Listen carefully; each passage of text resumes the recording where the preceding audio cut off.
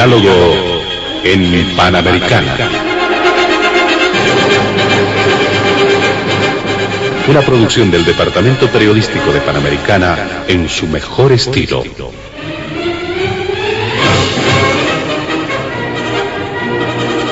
Entrevistas exclusivas sobre temas que crean expectativa general. Diálogo en Panamericana. Los sábados al mediodía y cada domingo a las 8 de la mañana. Y en trasnoche a las 24. Quedan ustedes con el staff de periodistas de Radio Panamericana.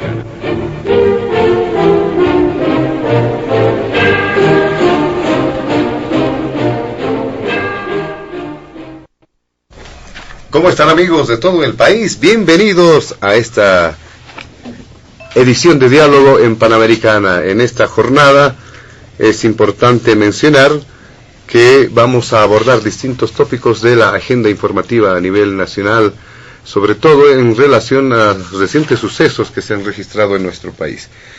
¿Qué pasa con las alianzas registradas ante el Tribunal Supremo Electoral? Es de conocimiento público que ayer ha vencido el plazo para presentar ante las autoridades electorales precisamente las distintas iniciativas en el marco de las alianzas o coaliciones que se tienen previstas para las elecciones del próximo 3 de mayo. Pero además, en este mismo punto, vamos a hacer referencia a ese anuncio que ha generado bastantes reacciones, el anuncio de la presidenta Yanine Áñez de estar presente en esta carrera hacia los comicios del 3 de mayo. ¿Cuáles son las características? ¿Qué evaluación existe? Porque esta noticia no llega sola, sino también con esta nueva alianza entre el Movimiento Demócrata Social y Soberanía y Libertad, este último que estuvo hasta hace poco formando parte de la Alianza de Comunidad Ciudadana junto a Carlos Mesa. Este es el primer punto de Diálogo en Panamericana. El segundo tiene que ver con las relaciones internacionales y el rol del gobierno en este tema. Recientemente hubo una decisión, por ejemplo, de la ruptura, más bien de la suspensión de relaciones diplomáticas con Cuba. Esto también es parte de la evaluación de Diálogo en Panamericana. Y finalmente, hacer referencia desde afuera, analizar lo que está sucediendo en el movimiento al socialismo y sus proyecciones políticas en el país, tomando en cuenta además los últimos sucesos que se han registrado. Nuestros invitados especiales de este fin de semana se encuentran en los estudios de la emisora el vocero de Soberanía y Libertad para Bolivia, José Luis Bedregal. También está el jefe del Movimiento Nacionalista Revolucionario, don Luis Eduardo Siles, y también tenemos la presencia del ex rector de la Universidad Mayor de San Andrés, el doctor Waldo Albarracín.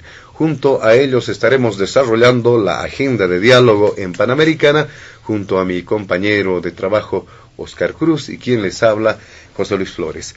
Antes de iniciar las primeras consultas en el programa, vamos a reiterar, como siempre, nuestra solicitud a nuestros invitados del fin de semana, evitar emitir cualquier criterio que sea considerado de racismo o discriminación en el marco de las normas vigentes en nuestro país. Oscar. Muchas gracias, José Luis. Amigos oyentes en el país, reiterar esa bienvenida a nuestros invitados especiales este fin de semana en Diálogo en Panamericana. En definitiva, vamos a empezar con don José Luis Bedregal, a quien le agradecemos como siempre por su participación en el programa. Don José Luis Bedregal, 5 alianzas se han presentado para participar en las elecciones del 3 de mayo. Se habla primero de la Alianza Libre 21, que va a postular a quien fuera expresidente Jorge Tuto Quiroga, fue presidente de nuestro país, una alianza que está formada por el Movimiento Nacionalista Revolucionario. Lo tenemos aquí a don Luis Eduardo Siles también, me imagino que él también va a ampliar detalles sobre esto, acompañado por el Movimiento por la Soberanía. Una segunda alianza que tiene que ver con partidos como UCS, el Partido Demócrata Cristiano, y la agrupación ciudadana Camino Democrático para el Cambio, que postulan a Luis Fernando Camacho y Marco Antonio Pumari. Y una tercera alianza que ha llamado mucho la atención, usted ya entrará en detalles, don José Luis Bedregal, tiene que ver con la Alianza Juntos, que está conformada por el Movimiento Demócrata Social, los Demócratas, liderada por Rubén Costas, está también Soberanía y Libertad, por don Luis Revilla, y agrupaciones que se han también adherido a esta alianza política, la agrupación tarijeña Todos, de don Adrián Oliva, y Unir, de Óscar Montes. También aparece en la lista Comunidad Ciudadana, que postula a don Carlos Mesa, y por supuesto, otra alianza que ha llamado mucho la atención tiene que ver aquella que lleva de nombre Pueblo Unido, conformado por la facción del PDC, liderada por doña Norma Pierola, y el Movimiento Ciudadano San Felipe de Austria, del exalcalde de Oruro, Edgar Bazán. Obviamente, hay todavía mucho que hablar en este tema. Ha llamado mucho también la atención el anuncio que haría anoche la presidente Yanine Áñez, cuando daba a conocer que irá a las elecciones del próximo 3 de mayo. Mucho que hablar, don José Luis Fedregal. Bienvenido, como siempre, al programa. Muchísimas gracias. Buenos días a todo el país, a toda la audiencia de Panamericana en el mundo. Muchas gracias, Óscar, José Luis, Chichi, Waldo. Muy buenos días.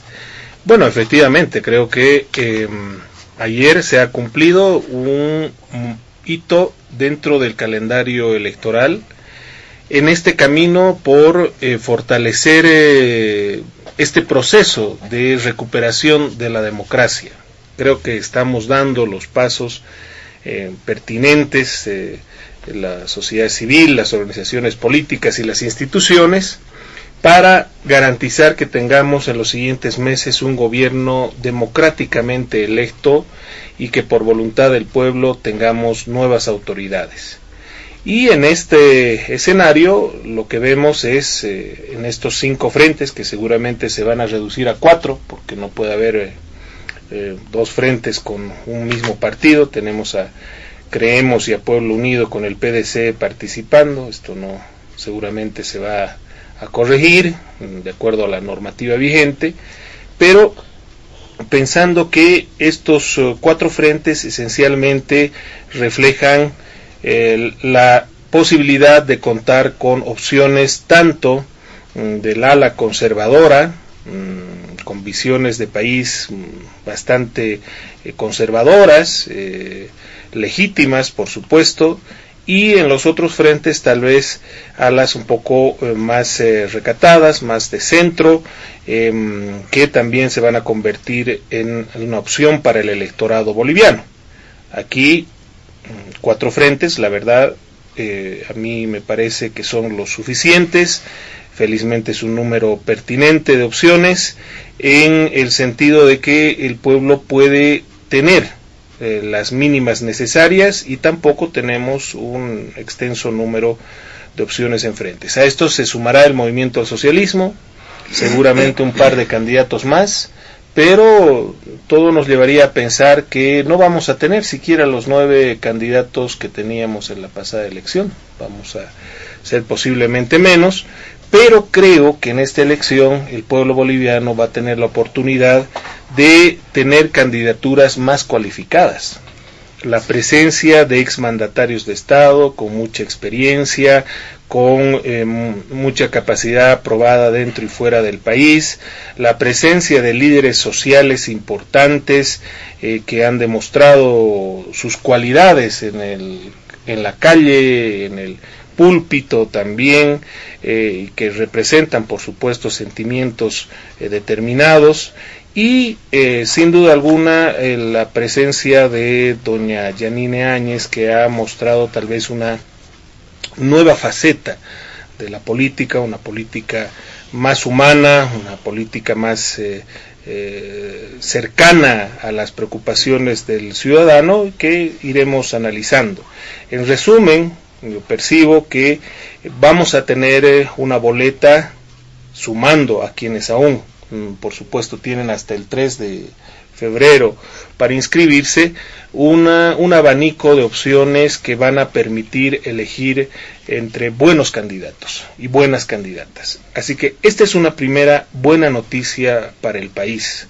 Es una primera buena noticia para el país. Y ahora habrá que esperar hasta el día 3 cómo se van conformando los binomios inicialmente, tanto de estos frentes que se han registrado hasta ayer a las 12 de la noche, como el de los partidos que aún restan por inscribirse.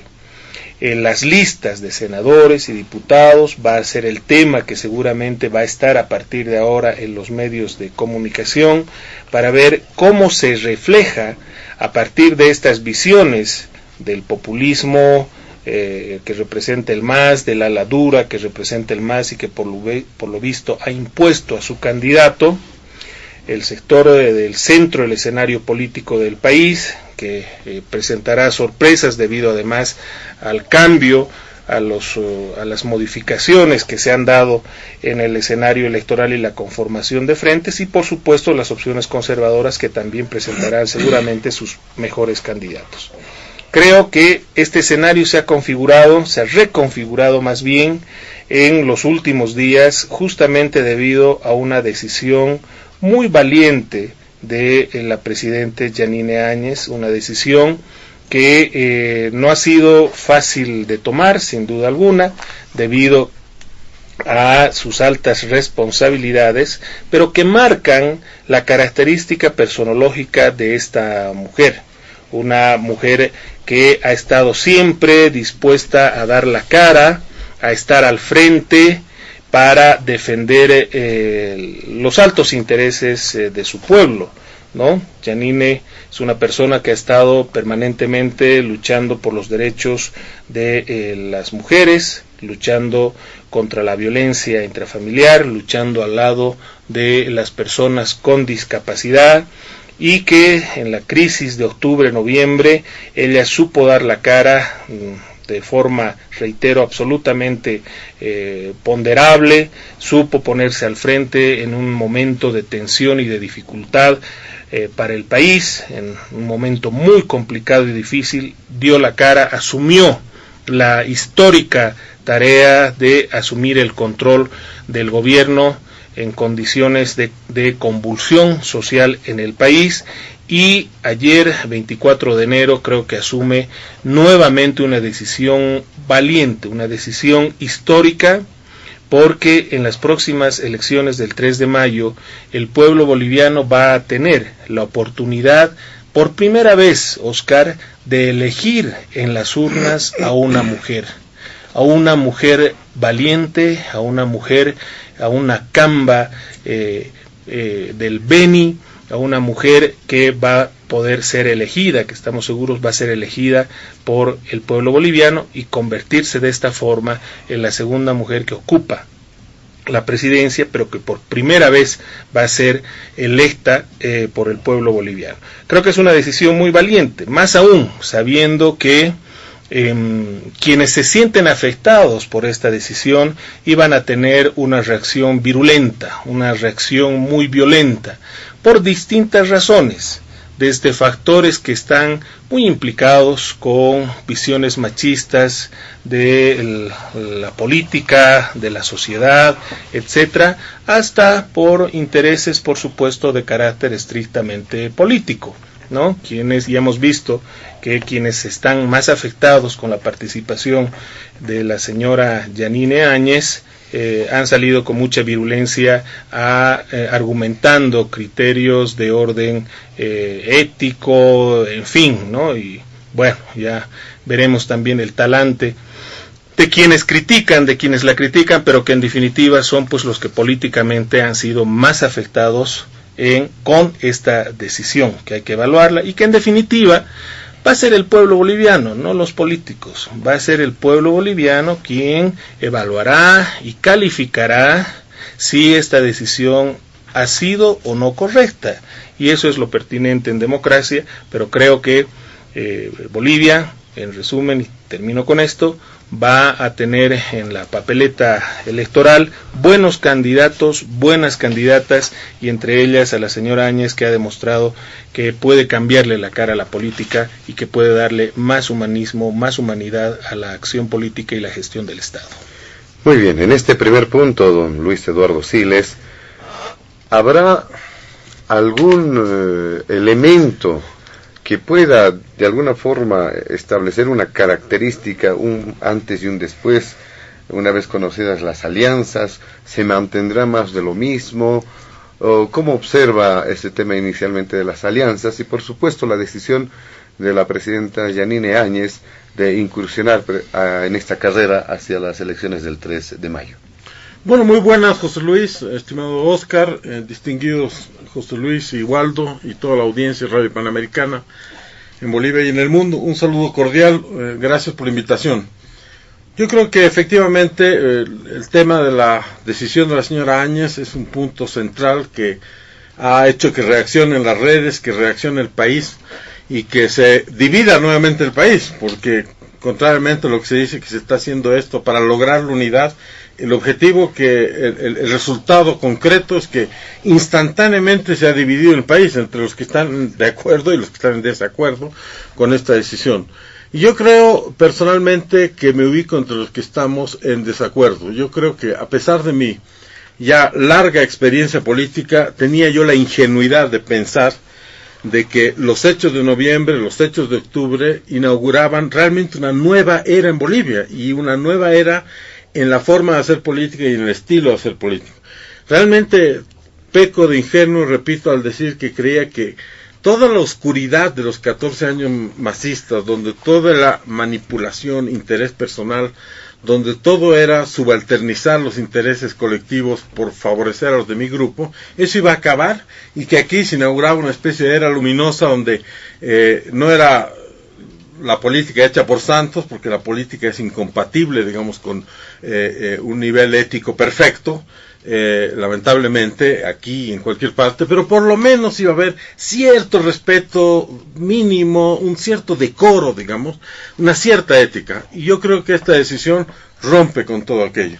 Yo creo que esta decisión es más de lo mismo que habíamos vivido hasta hoy, solo que con otra cara. Ya escuchamos los argumentos. Como antes se lo discriminaba a Evo Morales porque supuestamente se lo discriminaba porque era indígena, ahora supuestamente se va a discriminar a la señora Áñez porque es mujer y porque todos son machistas.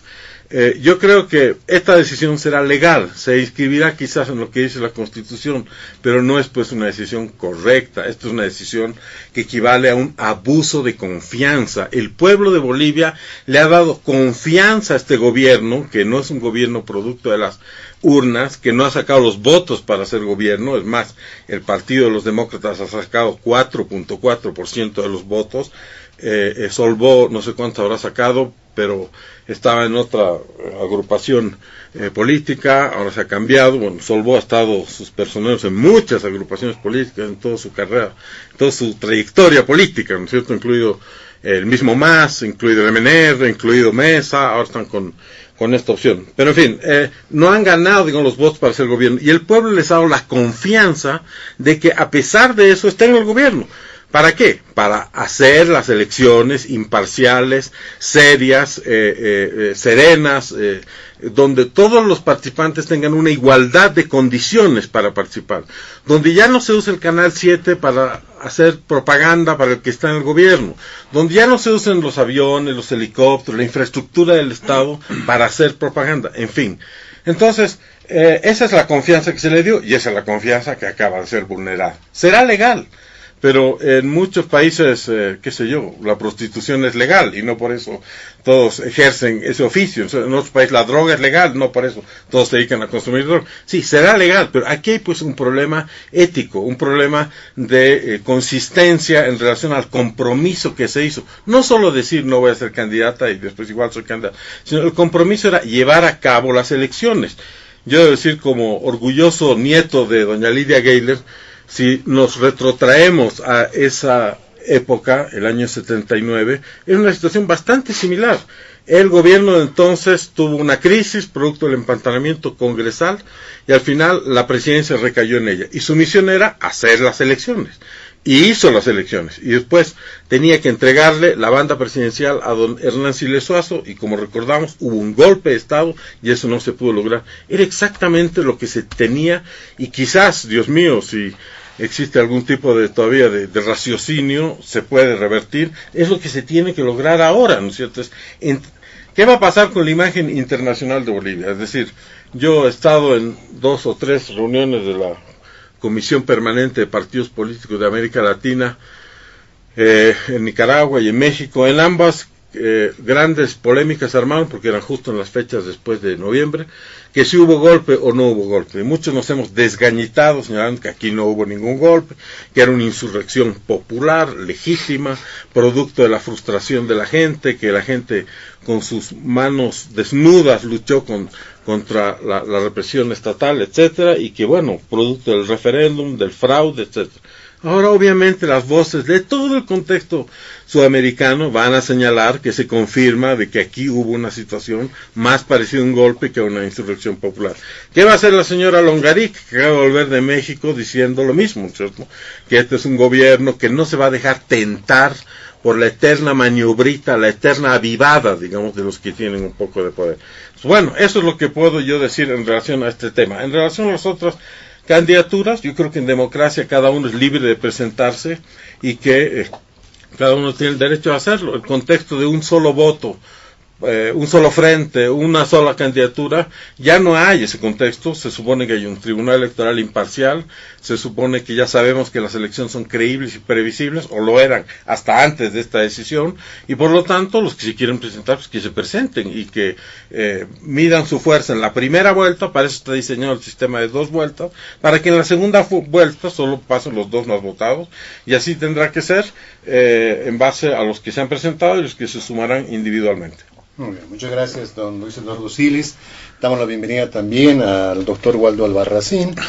Doctor Albarracín, se ha cerrado el periodo de inscripción de las alianzas ayer viernes. Queremos conocer una mirada diferente. Hemos tenido 2 percepciones de quienes son parte de alianzas políticas que se han presentado la pasada jornada. Una mirada diferente, doctor Albarracín, ¿cómo ha visto este proceso, especialmente lo que ha ocurrido ayer? Bienvenido, doctor Albarracín. Buenos días. Yo quiero precisamente señalar una preocupación fundamental. ¿Cuál es la razón por la que se creó CONADE? Hacía referencia histórica Chichi al régimen de doña Lidia Gayler. Fue en esa coyuntura que se creó CONADE, por la incertidumbre permanente que vivía el pueblo de que qué rato llega el golpe, porque era una psicosis colectiva. Mañana hay golpe, esta noche hay golpe, en fin, y CONADE nace. ¿Para qué? Para defender la democracia.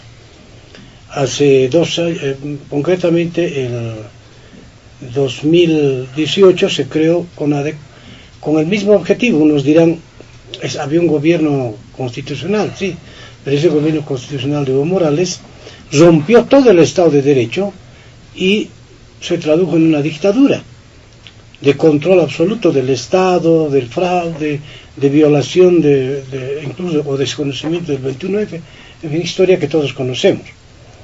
Entonces, nuestra labor va a continuar ahora siendo de defensa de la democracia y el Estado de Derecho. Y en ese contexto, ¿qué es lo que ha pasado en los meses anteriores? Todo un pueblo unido, haciendo abstracción de las diferencias incluso ideológicas, asume una lucha muy sacrificada con costo de vidas. Vaya a saber todo lo que nos ha pasado a cada uno en términos de la actitud fascistoide del gobierno de Evo Morales, y ese pueblo actuó de tan buena fe que cree que se ha llegado a un desenlace positivo cuando se constituye un gobierno transitorio, y ese gobierno transitorio tiene todavía la misión de llevarnos a buen puerto en el sentido de garantizar elecciones para que el verdadero soberano en las urnas digan quiénes van a ser su presidente y vicepresidente. Lo que nos preocupa es que en el desenlace final el pueblo se sacrifica y los políticos ganan.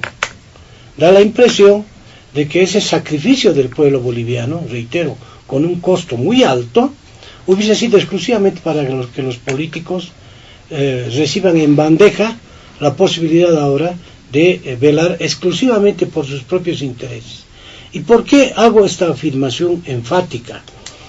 Porque lo mínimo que tendría que haber acontecido, si la lucha nos ha unido a todos, ¿por qué pensar que la lucha se acaba solamente el momento en que se va Evo Morales? La segunda parte de esa lucha era la consolidación democrática y llevar adelante no solo elecciones limpias, sino configurar un gobierno fuerte que no solo tenga la legalidad, sino la legitimidad democrática para asumir el reto tan grande hacia adelante de gobernar un país que debe resolver el tema de la crisis, porque ya no estamos en la época de las vacas gordas, de consolidación institucional, democrática, etcétera. Y porque además sabemos que si el MAS no llega a ser gobierno, se va a convertir en el principal enemigo de este país, porque ellos están sufriendo el síndrome de abstención del poder. No le escuchan a Evo Morales, mátenlos de hambre, no les dejen pasar comida, deben morir, etcétera. O sea, el discurso del MAS es tremendamente de respiro y orientación del odio hacia el pueblo boliviano. Y para eso los políticos tenían la obligación, más que legal, moral, ¿no?, de escuchar al pueblo y constituir un bloque de unidad grande que permita, reitero, no solo ganar una elección, sino también llevar adelante todo ese proyecto. Y resulta que lo primero que hacen es velar por su interés propio y nos ofrecen una serpentina de candidatos, porque no solo son 4 frentes.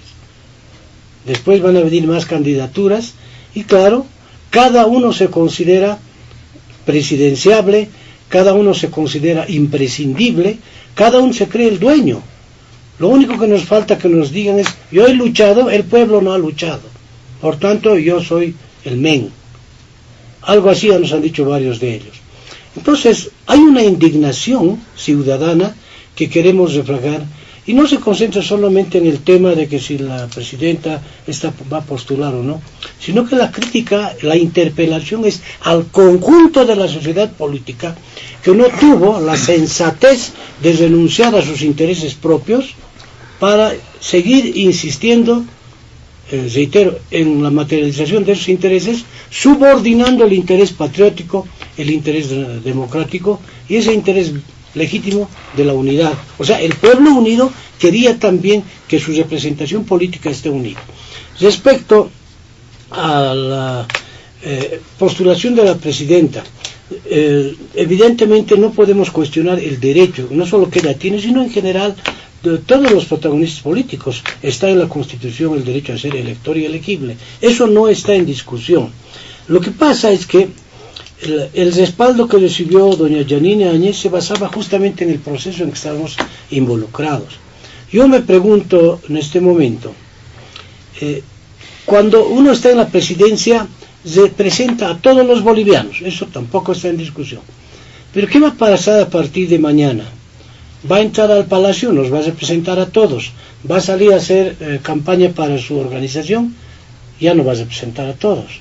Entonces le va a generar un desconcierto, una desorientación al pueblo boliviano, porque no podemos negar la valentía, la convicción con la que ella ha asumido ese rol tan difícil, tan complejo, y lo estaba haciendo no bien, lo estaba haciendo excelente.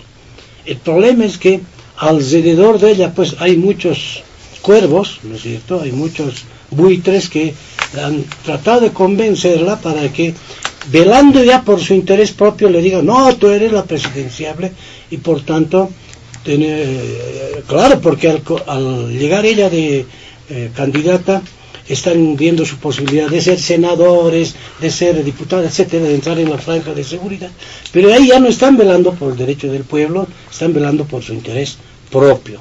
Entonces yo digo, no solo como ciudadano, sino a nombre de CONADE, respetamos la decisión, sí, pero creo que va a haber una situación preocupante en el sentido de que el pueblo no va a saber ahora si va a respaldar a la presidenta que encabeza este proceso de reconstrucción democrática, o va a respaldar al partido. Es decir, esto es muy complejo y obviamente cada ciudadano verá lo que hace, pero en términos de interés patriótico, en términos de interés general, nos afecta y nos genera esa desorientación. Como no está en el orden del día, pero que tiene que ver con lo que estamos hablando, quiero tocar algo más que es fundamental. Y aquí hay una interpelación, creo que es la primera institución que está interpelando al órgano electoral, y lo hacemos con absoluto respeto porque confiamos en que es un órgano imparcial, cualitativamente distinto al anterior, pero también tiene sus omisiones. Y la principal omisión que está incurriendo el órgano electoral es que está permitiendo que los políticos violen el principio constitucional de la alternabilidad de género, de la alternabilidad hombre, mujer, mujer, varón. Eso está en la Constitución, está en la ley, y sin embargo, de acuerdo a la información que tenemos, parece que el criterio es que vamos a perjudicar a los partidos. La Corte Electoral o el Tribunal Supremo no tiene que pensar en si agradar o no a los partidos, tiene que pensar en hacer respetar de la manera más contundente los principios constitucionales, y entre ellos el tema de la equidad de género. Está violando los derechos de las mujeres. Pero aún no hay candidatos, doctor. Eso es que es lo grave. Por eso digo, cuando ni existen candidatos ya están pensando en cómo no perjudicar algunos binomios que públicamente ya se han manifestado.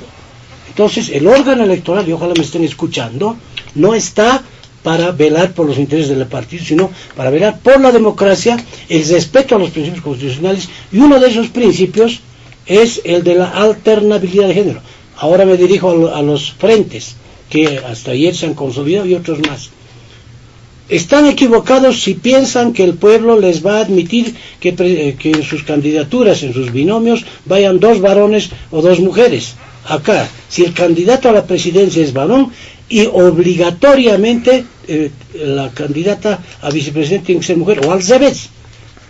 Si la candidata a presidente es mujer, a vicepresidente tiene que ser varón, y esto se extiende a senadores, diputados, en cuanto al grado, o sea, primer senador, varón, la segunda tiene que ser mujer, etcétera.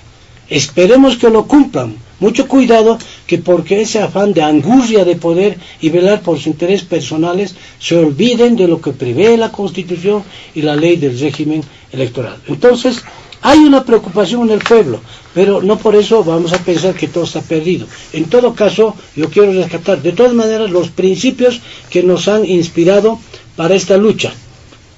Es decir, la reconstrucción democrática, que existan elecciones limpias, y que en lo posible el próximo gobierno emergente de las urnas, de la expresión del pueblo, sea un gobierno fuerte, capaz de reconstruir Bolivia, porque lo que ha hecho el MAS es justamente destruirlo. Muy bien, vamos a ir a una segunda ronda en este primer punto de diálogo en Panamericana. Le vamos a dar la palabra a don José Luis Bedregal, quizá incorporando algunos elementos más, a modo de resumen, se dijo, y se ha cuestionado la decisión de la presidenta Yanine Áñez, habla del tema ético, pero también don Waldo, el doctor Albarracín, dice que quizá haya también habido alguna influencia del entorno, ¿no? Un criterio similar al que muchos mencionaban en el gobierno pasado. O sea, Evo Morales no es el culpable, dice su entorno es el culpable. Había ese criterio en varias tareas. Bueno, se están repitiendo algunos conceptos similares ahora, don José Luis Bedregal. Sí, porque son elementos típicos del accionar político, no es casual que esto ocurra, son mecanismos de ataque político que se utilizan, pues, sea Juan, Pedro, Susana o María, ¿no? No me refiero a lo que se acaba de decir en la mesa, sino lo que está y va a seguir escuchando y leyendo el pueblo boliviano. Son frases que se pueden usar contra fulana, contra mengana, contra sutano o perengano, en función de dónde estoy yo en el escenario político. Porque no es que haya ningún discurso, nadie dijo que se está discriminando a la presidenta, ni mucho menos. Nosotros no creemos en estos argumentos tan simplones, ¿no? Sino que son diferencias de visión de país. Nosotros permanentemente, como organización política, hemos señalado la necesidad del protagonismo de las mujeres en la conducción política, y no lo decimos solamente, sino que lo hacemos. En Soberanía y Libertad, el 70% de nuestras direcciones departamentales tienen una mayoritaria participación de mujeres, y mujeres jóvenes además. No lo decimos, lo hacemos. Esa es nuestra forma de encarar la política. Y bueno, pero hay otras visiones también, y hay otras visiones que son mucho más conservadoras, y otras que incluso son retrógradas, ¿no? Que nos recuerdan a visiones del siglo pasado, donde sostenían que la mujer no tenía la formación necesaria para conducir partidos políticos o conducir el destino de un país. Estamos ahora en pleno siglo XXI, que es además el siglo de las mujeres. Y tenemos ahora una mujer nacida en el municipio de San Joaquín, en el noreste del Beni, San Joaquín de Agua Dulce, ¿no? Un hermoso municipio que está caracterizado por la agricultura y la pequeña ganadería esencialmente. Una mujer que viene de un municipio con muchas necesidades, como la mayoría de los municipios de nuestro país, sin la atención del Estado y sin la posibilidad de acceder a las oportunidades que tenemos quienes vivimos en las grandes ciudades, donde incluso estas están restringidas para la mayoría de nuestro pueblo. Una mujer que ha trabajado toda su vida y que proviene de una familia trabajadora donde todos tienen que contribuir a llenar la olla, que ha sido comunicadora, que ha tenido que estudiar Derecho porque no había comunicación en el departamento, en la Universidad del Beni, en Trinidad, pero que ha sabido salir adelante, pero que además por su sensibilidad y su valentía ha sido siempre protagonista en las luchas sociales en el Beni en defensa de las mujeres, de la familia, y acá en La Paz, por supuesto, que ha mantenido esa conducta, y la vimos y la recordamos defendiendo a los discapacitados cuando eran reprimidos, maltratados por el régimen de Evo Morales. Esa mujer beniana, que va a ser una candidata que no es del eje central, que no es de La Paz, no es de Santa Cruz, no es de Cochabamba, y que también al parecer eso le molesta a algunos sectores. Esta mujer que viene de una familia de trabajadores, que seguramente eso tampoco le gusta a algunos sectores vinculados a grupos de poder.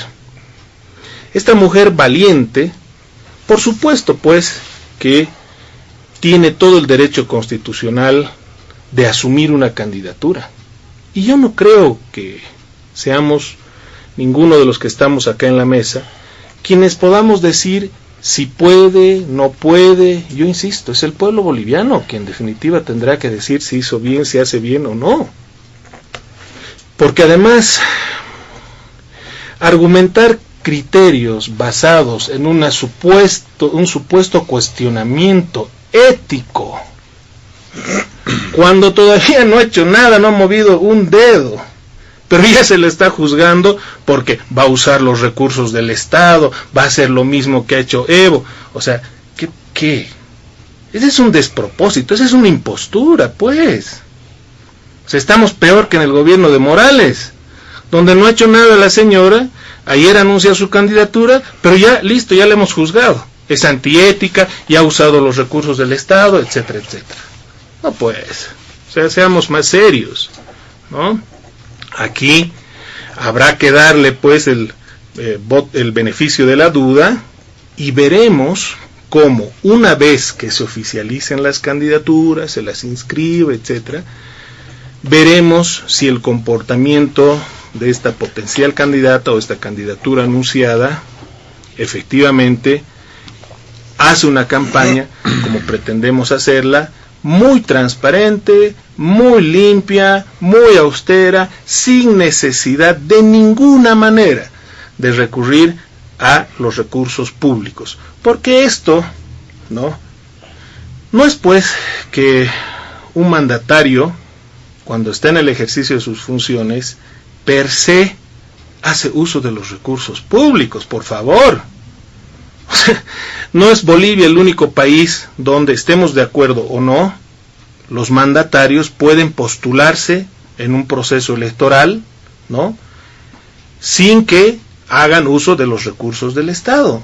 Pero aquí pareciera que todos los políticos somos iguales, todos los políticos somos malos, todos los políticos somos corruptos, todos los políticos hacemos mal uso de los recursos públicos.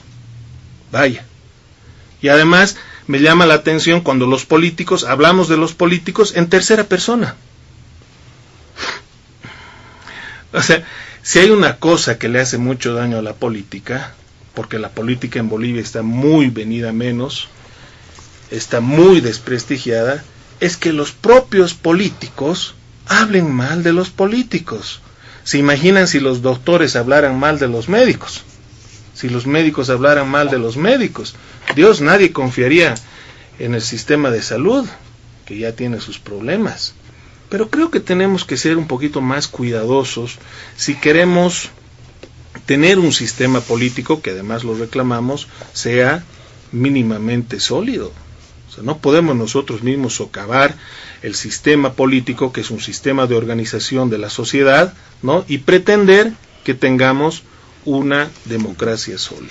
Antes de pasar y continúe ya para concluir su tiempo, don José Luis Bedregal, quizá la gente requiere conocer qué pasó con Mesa. No se dijo mucho, simplemente de manera general no se realizó concesiones a ciertas observaciones o planteamientos que hizo Sol.bo. Nosotros públicamente hicimos las observaciones pertinentes a todo un proceso de reestructuración que demandamos al interior de la alianza, que no eran temas puntuales, sino que eran temas de fondo, ¿no? Temas de fondo que estaban referidos a la estrategia que íbamos a encarar, entendiendo que estábamos en un nuevo proceso electoral y no podíamos encarar las elecciones no solamente de la misma forma que para las elecciones de octubre, sino además con los problemas que arrastramos ya en ese proceso electoral, sino tomando en cuenta que había nuevos actores y nuevas condiciones, sino además la incorporación de actores sociales y sobre todo la incorporación de líderes indígenas en los espacios de dirección política. Por supuesto que la apertura para la que hemos estado exigiendo en comunidad ciudadana, hemos trabajado para ello, pero no ha habido la comprensión necesaria por parte del entorno del expresidente Mesa, que lastimosamente se cerró, y eso nos ha llevado a una ruptura de carácter político. Cuando dos organizaciones, José Luis, no pueden entenderse y no coinciden en las visiones, no puedes, pues, por supuesto, plantear ningún paso a seguir. Lo correcto en estos casos es romper la alianza. Y una alianza que además feneció el año pasado, porque es una alianza que se construyó para ese proceso electoral. Aquí nadie ha abandonado a nadie, nadie dejó plantado a nadie, ha sido una decisión de las ambas organizaciones políticas de suspender nuestra coordinación, nuestras relaciones, y bueno, pues cada quien se ha presentado por su lado como corresponde en un escenario político democrático. Muy bien, se han planteado, don Luis Eduardo Siles, varios aspectos, y uno tiene que ver con el principio de alternancia que hacía mención el doctor Waldo Albarracín. Me imagino que muy pronto también se irá analizando este aspecto, pero también recientemente se refería don José Luis Bedregal a este tema de la ruptura al final de alianzas. El MNR parecía estar muy cerca de don Luis Fernando Camacho en primera instancia, y en definitiva don Luis Eduardo Siles, ahora el MNR termina apoyando, haciendo una alianza con otros partidos también para llevar a la presidencia don Jorge Tuto Quiroga. Pero más allá de este aspecto, don Luis Eduardo Siles, algunas alianzas, ¿será que terminan renunciando en el camino rumbo al próximo 3 de mayo, buscando esos intereses políticos para apoyar a que una persona encabece un solo frente político? ¿En qué queda la unidad, don Luis Eduardo Siles? Bueno, Oscar, son muchos temas que han sido tocados, pero empezando porque usted menciona de la alternancia, creo que no es tan exacto lo que dice don Waldo Albarracín, en el sentido de que la ley no establece que para los candidatos a presidente y vicepresidente tiene que ser hombre y mujer. Establece, sí, que en el resto de las candidaturas, diputados y senadores, tiene que ser así. A tal punto está hecho esto que cuando se inscriben las candidaturas en el programa informático del tribunal, no se puede poner un carnet de hombre porque salta inmediatamente, impide que uno lo inscriba. Entonces, todos los partidos están obligados a cumplir con la alternancia, y en la anterior elección, la que fue anulado, lo cumplieron, así sea por esa razón. Entonces, bueno, pero la ley dice que no es obligatorio en el caso de los candidatos a presidente y vicepresidente, en el tema de la alternancia. El tema de doña Yanine, yo la conozco personalmente cuando construimos la alianza de la oposición en el Beni, que llevó al triunfo de Carmelo Lenz, que fue gobernador. Y esto no es un tema personal que le resta atributos a su lucha, a sus méritos, a su persona. Este es un tema mucho más grande que las personas.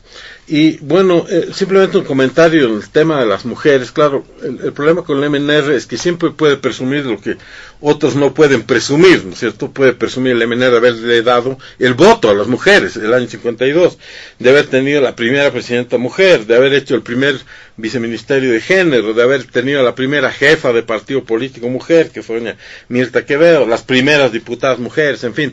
Es como en este fenómeno de noviembre, o sea, los que se atribuyen méritos ajenos, lo que están haciendo es atribuirse méritos que en realidad son de todo el país y no son de alguien en específico, pero es bueno contar la historia específicamente.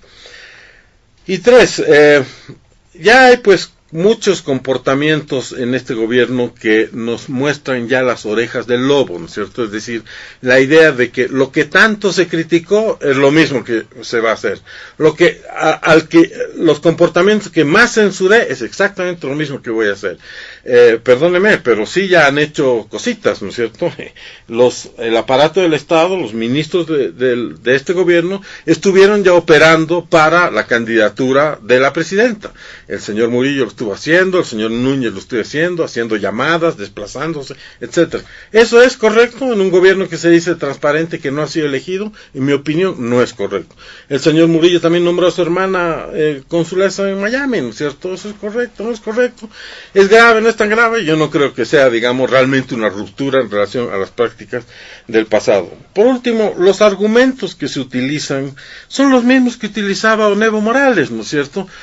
¿Qué tanto miedo le tienen a las elecciones? Al final los votos van a decidir. Es el mismo argumento que se dice ahora. ¿Por qué le tienen miedo a ella? Los votos van a decidir.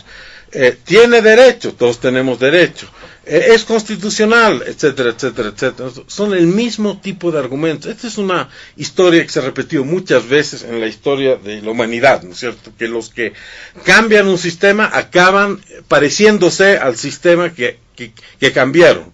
Y eso es pues muy terrible y normalmente tomó, como en el caso de Evo Morales, 14 años, pero como vamos, aquí tomó 2 meses y medio empezar a parecerse a lo que se derrocó. Por último, el tema de las alianzas, yo creo que sí, efectivamente hay un margen de tiempo esta semana, pero tenemos que ser realistas en cuanto a las posibilidades verdaderas de articular un solo frente. En democracia nadie puede estar obligado a tener un solo frente, porque si no cambiaremos el sistema electoral, nos volvemos un sistema bipartidista como hay en otros países donde solo hay 2 partidos importantes, ¿no es cierto? Entonces podríamos sugerir ese cambio constitucional. Yo no lo sugiero, yo creo que tenemos un sistema político donde puede haber las candidaturas que puedan haber de acuerdo a la voluntad, a la organización, a la realidad jurídica y política de las diferentes sensibilidades políticas. Entonces, en ese sentido, habrá muchas charlas, habrá muchos ensayos, muchos amagos, pero al final yo creo que van a haber nomás 4 o 5 candidaturas y yo no creo que eso en sí sea tan terrible, ¿no es cierto? Si es que se respetan las reglas del juego, si es que el tribunal es imparcial, si es que todos juegan su papel, entonces en democracia pueden haber varias candidaturas. Tenemos un sistema plural donde hay, pero las personas que lleguen a esas candidaturas tienen que llegar respetando las reglas del juego jurídicas y las reglas del juego de ética y de moral política, que aunque suene digamos contradictorio, sí existe, digamos, y uno de esos es que todas las personas tienen que tener la misma condición, la misma situación frente a la elección. No pueden tener unos ventajas y otros desventajas. Está bien, no hemos visto que la señora presidenta vaya en un helicóptero a una concentración política, pero todos van a estar observando eso y realmente la van a juzgar si lo hace. El acto que tuvo lugar ayer fue en el Radisson. Bueno, ¿quién pagó el acto en el Radisson? ¿Pagó el gobierno o pagó ella? ¿O pagó Demócrata? La transmisión en Canal 7, ¿fue pagada? ¿O así nomás es porque el Canal 7 es del gobierno? Todos esos temas van a salir a la luz y le va a significar a ella un daño que realmente creo que ella no se lo merece. porque es una persona que demostró ser una persona correcta, que toda su vida hizo lo correcto, de una familia correcta, en fin, pero va a verse inmiscuida en este mare magnum de acusaciones que yo creo que no le hace bien al país. Como dijo Waldo, ella representa al país, a la nación entera, a todos nosotros, pero a partir del lunes representa ya a una porción nomás, que es el Partido Demócratas, y esto yo creo que no es bueno para nadie. Yo creo que todos salimos perdiendo de esta decisión. Muy bien, y en este mismo tema, para ir cerrando ya el primer punto, doctor Waldo Albarracín, quizá tiene algunos apuntes adicionales, quizás hace referencia al futuro que podríamos tener en este 2020, sobre todo para las elecciones. Hay 5 alianzas, de hecho van a haber 5 binomios, adicionalmente hay que ver al MAS, ¿no es cierto?, qué va a suceder con Unidad Nacional, o sea, partidos que tienen, y al parecer podrían ir con candidatura propia. El 20 de octubre habían 9 binomios, ahora podrían ser menos, quizá igual. ¿En qué se cambia la situación? Bien, muy puntual. Nosotros, los de CONADE, no somos quienes para impugnar candidatos. Reitero, lo que dije a un principio es un derecho, y no está en cuestión ese derecho. Lo que pasa es que estamos tratando de reflejar o representar la situación de incertidumbre que se ha ocasionado y que ya forma parte de la opinión ciudadana, ¿no?, que va a tener esa duda de que habiendo apostado a todo este proceso, se sintió representado por el gobierno y de pronto lo ve ya en un escenario estrictamente electoral. Genera una incertidumbre, eso no se puede negar, pero reitero, no somos quienes para cuestionar ninguna candidatura. Lo que sí, en relación a lo que dice Chichi, el problema es que si bien tienen derechos todos, aunque sea que haya 10, 20 candidaturas, pero yo entendía que lo que estábamos priorizando era el análisis del momento histórico que estaba viviendo el país. Frente a un gobierno, una dictadura de Evo Morales, que teniendo más de 50.000 millones de dólares para promover un Estado realmente desarrollado, se malgastó la plata, ¿no? Se incluyó nos hizo ver a uno de los gobiernos más corruptos de la historia boliviana. Implantó una dictadura para evitar justamente que surjan acciones legales contra esas acciones esos actos de corrupción, etcétera. Y entonces yo entendía que la unidad del pueblo para interpelar a esa dictadura iba más allá, ¿no es cierto?, del mero ejercicio de derechos, sino que se advertía que había un enemigo común, porque en muchos protagonistas de esa lucha se hizo abstracción hasta de diferencias ideológicas. Cuando se logra esa primera etapa, esa primera lucha, se vence esa batalla, de pronto en la segunda, cuando sobre la base del primer antecedente positivo debería continuarse en coherencia con todo ello, surgen las aspiraciones individuales. Parece es un concurso de ególatras, ¿no?, que evidentemente le afectan al país. A eso me voy. No cuestiono el derecho, pero siempre he pensado que por encima del derecho a el derecho individual deben estar las aspiraciones colectivas, la aspiración legítima de todo un país de avanzar y no de retroceder. Y obviamente esta mistura de candidatos no le hace avanzar, le hace retroceder. Respecto a lo que acá se dijo también, de que, claro, no se trata de meter en una sola bolsa a todos los políticos. Hay pues gente honesta. Lo que estoy diciendo es, no es que no se puede cuestionar que un político hable mal de otro político, o un médico hable mal. Mire, yo soy abogado tantos años, y no me arrepiento y no me canso de decir, ¿no?, que en Bolivia la justicia anda de cabeza desde hace tantos años por culpa de varios colegas míos, que más que abogado parecen abogánsters. Esa frase la he utilizado varias veces. Callarme frente a eso, por lealtad a mi profesión, sería una hipocresía.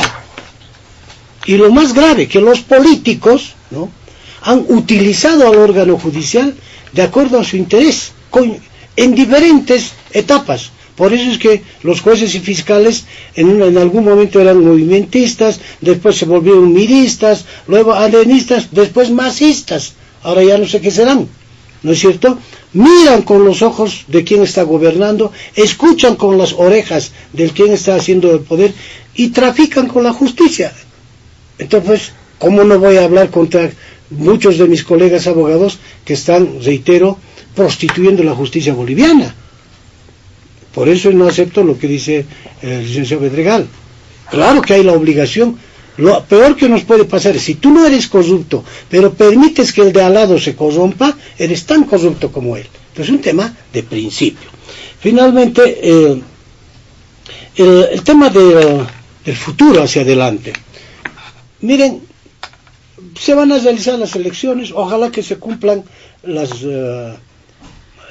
premisas que estoy planteando, es decir, insisto en que los candidatos, más allá de la discusión de que si vale o no vale, es que deberían mostrar como una forma de identificarse con las mujeres la paridad, no solo en la cuestión de candidatos a diputados y senadores, sino incluso en el binomio. Ya verán ellos, pero nosotros vamos a insistir en esta consigna. Pero lo fundamental es que, existiendo desafíos tan grandes, los diferentes frentes que ayer ya han mostrado su intención para participar en las elecciones deberían ser ya claros en sus propuestas, porque hasta ahora no se está viendo eso y necesariamente deberán procurar llegar ante el pueblo boliviano en función de cómo piensan resolver el tema de la crisis económica. El anterior gobierno ha recibido una condonación de la deuda externa, una deuda muy reducida, la ha multiplicado, nunca ha explicado por qué. Esto va a generar una crisis. ¿Cómo piensan resolver ello? ¿Cómo piensan resolver el tema de una justicia completamente prostituida? ¿Cómo piensan resolver las inequidades sociales, etcétera? Eso deben decírselo al pueblo boliviano, en función de que la gente no solo vaya a votar por caras, sino vaya a votar por propuestas. Muy bien, muchas gracias, doctor Albarracín. A nuestros invitados vamos a ingresar al segundo punto de Diálogo en Panamericana. Sin embargo, si quieren referirse brevemente al primer punto, lo pueden hacer. Lo digo y reitero brevemente, por favor. ¿Cómo estarán, don José Luis Bedregal, las relaciones internacionales y el rol del gobierno en este tema? Esta semana que concluye han existido muchas novedades. Recordemos el pasado jueves, ante el Pleno del Consejo Permanente de la Organización de Estados Americanos, la canciller Karen Longaric, por lo menos así expresaba a nombre del gobierno boliviano, su respaldo a la reelección del uruguayo Luis Almagro como secretario general de ese organismo regional.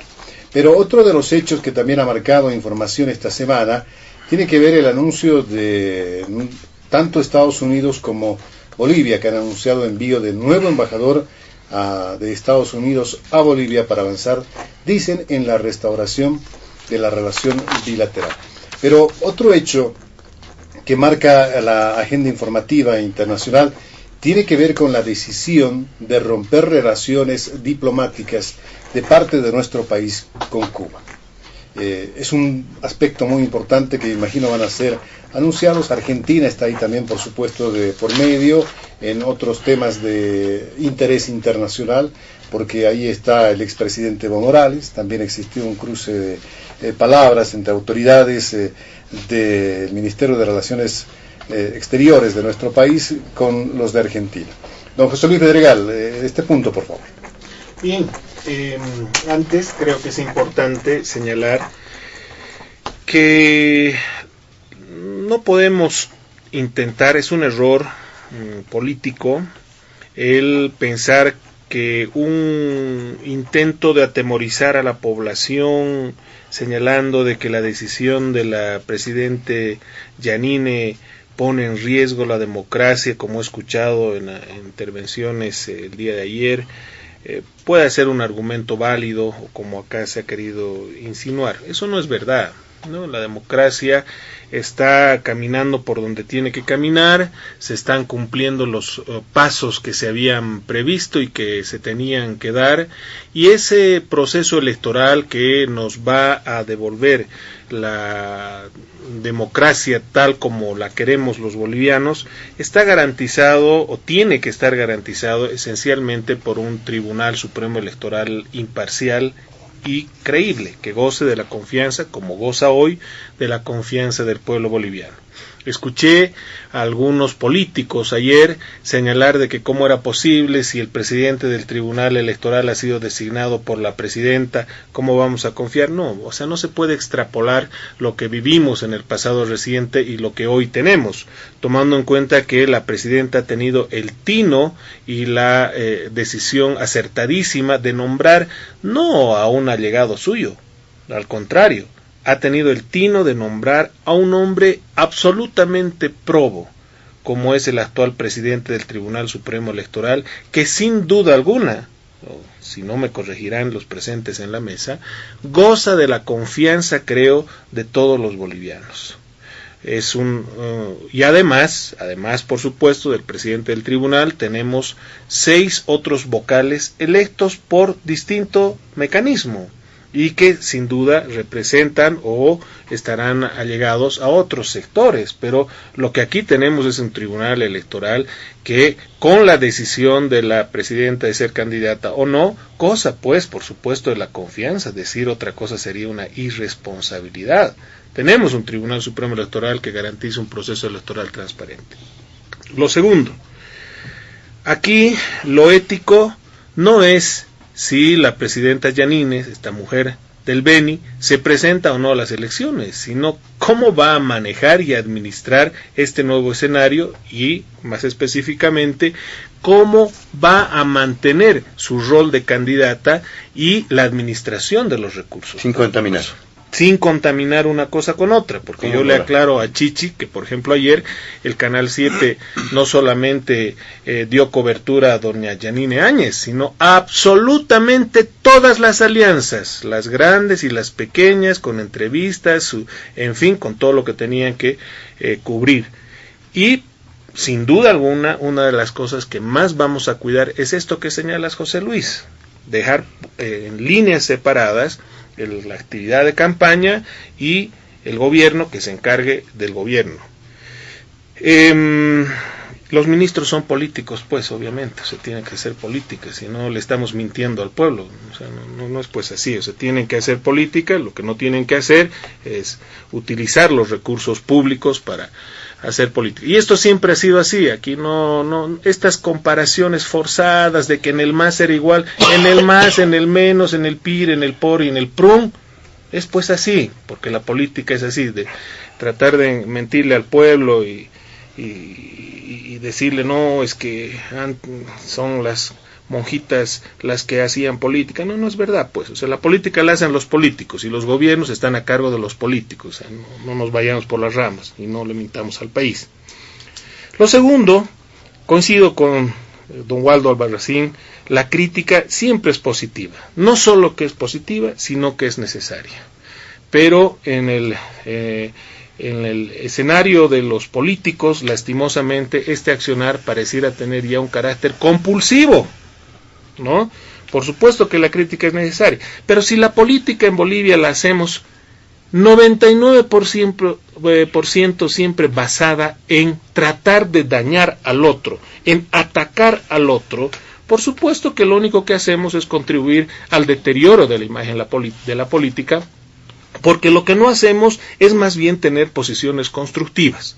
La política en Bolivia está marcada siempre por el ataque, pero no siempre, casi siempre por el ataque al otro en lugar del discurso propositivo. Bueno, pues, a ver, seguiremos escuchando seguramente este discurso de lo legal, que a ratos uno se agarra de lo legal, dice sí, pero es legal, y luego dicen no, pero lo legal no es importante, lo ético es importante. Claro, cuando me conviene, lo ético es importante. Cuando no me conviene, lo legal es importante. Esas inconsecuencias también debemos desterrarlas del discurso político. Aquí de lo que se trata es de cumplir a rajatabla la legalidad, respetar la Constitución, respetar las leyes y, por supuesto, velar por una posición de carácter ético pero que entendemos que por su subjetividad, ahora los que hablan mucho lo ético son los afectados en el escenario político. Eso es lo concreto. El pueblo boliviano lo que va a percibir y lo que va a ver estos días es que quienes van a hablar mucho lo ético son los políticos afectados por la presencia de Yanine Áñez en la candidatura. Bueno, aquí los argumentos, por tanto, tienen que ser pues democráticos, tienen que estar basados en el derecho democrático de todos, tanto del respeto en el uso de los recursos públicos, que es parte de la democracia, que se usen adecuadamente, de forma transparente y como tiene que ser, como en el ejercicio de los derechos civiles y políticos. Eso es lo concreto. Porque quien no está con la ley, ¿con qué está? Quien no respeta la ley, la Constitución y los derechos de las personas, ¿con qué está? Pero al mismo tiempo, ojalá todos nos pongamos, no solo en esta mesa, sino en todo el ámbito político, por también conservar valores éticos en la práctica política. Bueno, simplemente con el tema de la OEA, la ruptura de relaciones de Cuba, con Cuba y demás, creo que tenemos una canciller muy solvente, una canciller muy sólida y una línea en la política internacional que está conservando una coherencia necesaria, que nos está prestigiando en el nivel internacional y que se están haciendo las cosas como se tienen que hacer. Se están señalando las cosas como se tienen que señalar y aquí no va a haber ninguna confusión en el ámbito internacional, ni argumento de nada de que ahí está, vea, había ese golpe. No, esos son argumentos de Evo. Y los argumentos de Evo generalmente no tienen ni pies ni cabeza y no tienen mayor sustento. Y quienes quieran sumarse a los argumentos de Evo Morales, pues que se sumen, tienen el derecho de hacerlo. Pero en términos serios y reales, creo que la política internacional de nuestro país, con nuestra canciller a la cabeza y nuestra presidenta, están siendo llevadas de manera coherente. La posición firme y seria de exigencia de respeto innegociable que tiene que haber hacia otras potencias, en este caso Cuba, Argentina, se lo ha hecho ya con México, es absolutamente coherente y sin duda alguna goza del apoyo del pueblo boliviano. Aquí tiene que haber una relación con todos absolutamente en la comunidad internacional, pero una relación basada en el respeto entre dos estados, en el respeto entre dos pueblos. Muy bien. ¿Qué nos puede mencionar don Luis Eduardo Siles respecto a este segundo punto, las relaciones internacionales y el rol del gobierno respecto a este tema, sobre todo haciendo referencia a la decisión con Cuba, de las relaciones con Cuba, entre otros aspectos? Bueno, simplemente reaccionando a lo que acaba de decir José Luis, si hay una expresión realmente preocupante, sobre todo en alguien medianamente joven como él, es la expresión siempre ha sido así, ¿no? Es decir, como antes robaban, entonces nosotros también robamos. Como antes no respetaban la ley, nosotros no respetamos la ley. Siempre ha sido así. No pues, la idea es que los cambios se dan justamente para cambiar, para instituir nuevas formas de hacer las cosas, formas que hagan una ruptura en relación al pasado. Y en segundo lugar, decir que uno utiliza argumentos de Evo. Yo nunca he sido aliado de Evo Morales, no he gobernado con él, como el señor Revilla, durante 3 años, en los momentos más difíciles del principio de su gobierno, entonces me parece que no es pertinente esa comparación. Y efectivamente, vivimos hoy en día, pasando ya al segundo tema, en un mundo global, interconectado, donde todos opinan de todo, no solo de un país, sino del contexto internacional. A mí me gusta decir que uno hasta vota en las elecciones de otros países porque puede expresar su punto de vista en una red social, y eso de alguna forma no será un voto, digamos, que cuenta cuando cuentan los votos de ese país, pero es una opinión que en el conjunto de flujos y reflujos de la comunicación mundial uno puede opinar sobre la situación política en la Argentina, en Estados Unidos o absolutamente donde sea. Entonces, este es un nuevo escenario, y es un nuevo escenario muy complicado. Y el debate internacional que ha habido sobre si lo que ocurrió en Bolivia fue o no un golpe es un debate que va a resurgir. Al que más me duele, como a muchos, es a mí. Yo he defendido en escenarios internacionales que no lo es. No voy a decir que es, me costaría que salgan esas palabras hoy en día de mi boca, pero se está comprometiendo la lucha del pueblo boliviano, se está comprometiendo muchas cosas. Y yo veo que en un 2x3 hablamos con soberbia, con arrogancia, que realmente hacen pensar a lo que se vivió en la época del masismo, solo que a ellos se les demoró 10 años en volverse ya insoportablemente arrogantes, insoportablemente soberbios. En lo concreto, tenemos una canciller brillante, probablemente la mejor en muchos años, es mujer, nos enorgullecemos de eso. Fue una persona que dijo que lo de la Haya era una metida de pata absoluta, yendo contra la corriente, se opuso y escribió varios artículos. Eso tiene un gran mérito, tuvo la valentía de hacerlo, y en ese sentido yo saludo su gestión, e insisto, ella va a tener muchas complicaciones cuando tenga que defender la decisión de su presidenta. Yo no sé qué hará, pero eso va a ocurrir en diferentes frentes internacionales, y la fuerza, y yo diría incluso la amenaza que significa la Argentina y México para Bolivia, con su actitud virulenta de apoyar a Evo Morales y apoyar incluso sus planes sediciosos estando él en sus territorios. Esa amenaza de Argentina y México se va a ver alimentada con esta situación, y con argumentos incluso ya jalados de los pelos sobre esta situación. Esta situación va a ser el detonante de una agresividad mucho más importante por parte de esos países y de esos actores internacionales. Entonces yo creo que deberíamos ser humildes, incluso si vamos a defender esta decisión, debe hacerse con objetividad y con seriedad y con humildad.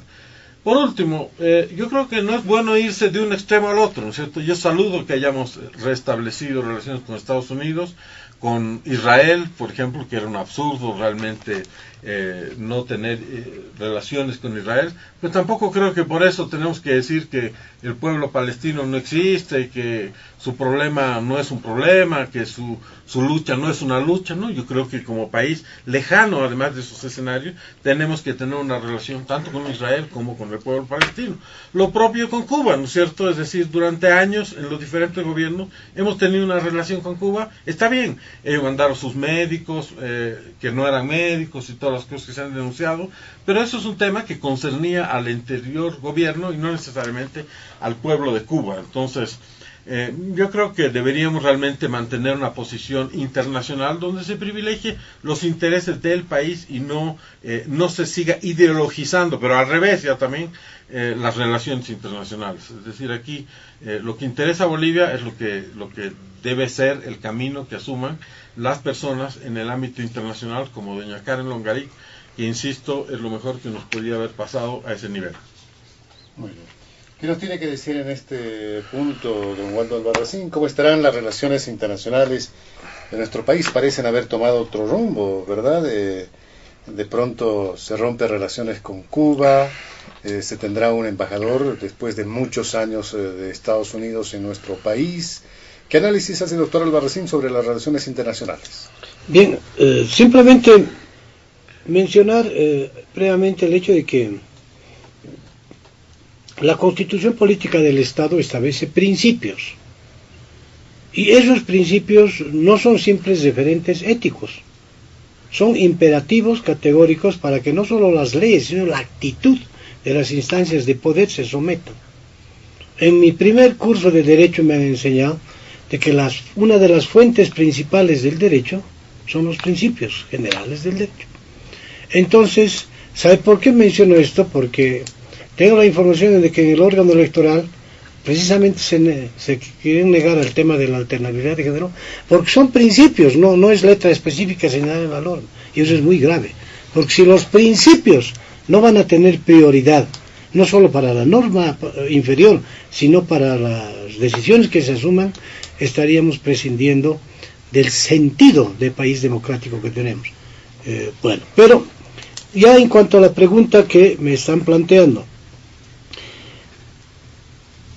yo parto del principio de que la soberanía, esto está en el derecho internacional y en la Declaración de Argel, la soberanía es de los pueblos, no es de los gobiernos. ¿Qué significa esto? Coyunturalmente un gobierno X puede tener una determinada ideología y sobre esa base adoptar decisiones que mañana pueden ser revertidas por otro gobierno. Entonces resulta que los gobiernos distorsionan la soberanía de los pueblos. Reitero, dicha soberanía es de los pueblos, no de los gobiernos. ¿A qué quiero llegar? Una cosa es el pueblo cubano y otra cosa es el gobierno cubano. Una cosa es el gobierno norteamericano. Yo soy muy crítico del régimen del señor Trump por razones obvias. Es un hombre de ultraderecha, yo me considero un hombre de izquierda hasta la muerte. Pero ¿qué culpa tienen los pueblos de las actitudes de sus gobernantes? Y cuando actuamos en función de la decisión coyuntural de un gobierno, sin tomar en cuenta lo que puede estar pensando el pueblo de ese gobierno, podemos estar actuando antidemocráticamente también, o sea, ofendiendo a ese pueblo.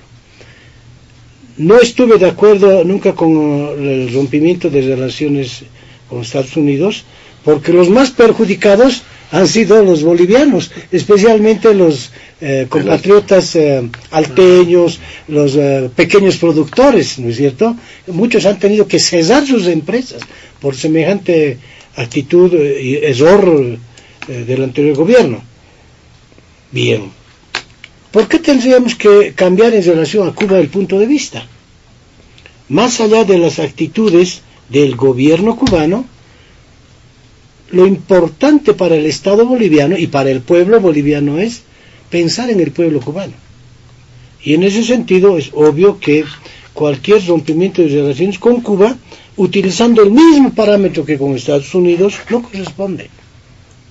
Esto no significa, reitero, que no desconozcamos, y aquí ya lo han dicho, más bien valoramos en gran manera la gestión de la doctora Karen Longaric, que creo que en los últimos 20, 30 años ha demostrado ser la mejor canciller.